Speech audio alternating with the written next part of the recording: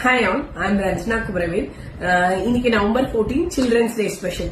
So mutual ஃபண்ட்ல வந்துட்டு சில்ட்ரன்ஸ்க்கு ஃபண்ட் இருக்கா? பிறந்த குழந்தைக்கு என்னோட குழந்தை பேர்லயே நான் இன்வெஸ்ட் பண்ணணும்னு நீங்க நினைக்கிறீங்களா? இருக்கு. அவங்க பேர்லயே நீங்க இன்வெஸ்ட் பண்ணிக்கலாம்.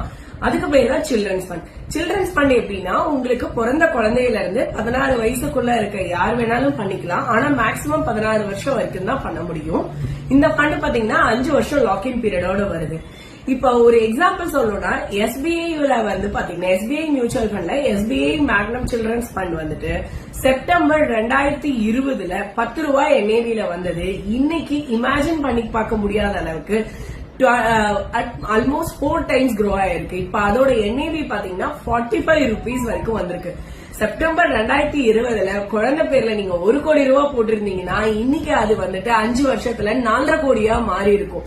சோ சில்ட்ரன்ஸ் ஃபண்ட்லயும் வந்து பாத்தீங்கன்னா நீங்க எஸ்ஐபி ரூட்லயும் பண்ணலாம், நீங்க ஒன் டைம் இன்வெஸ்ட்மெண்ட்ஸ் ஆகும் பண்ணலாம். இப்ப ஒவ்வொரு குழந்தையோட பர்த்டேக்கு இப்ப நீங்க 10,000 20,000 ஸ்பெண்ட் பண்ணுவீங்க, இல்ல ஒரு 50,000 உங்களோட இன்கம்க்கு ஏத்த மாதிரி உங்களோட லைஃப் ஸ்டைலுக்கு ஏத்த மாதிரி செலவு பண்ணுவீங்க.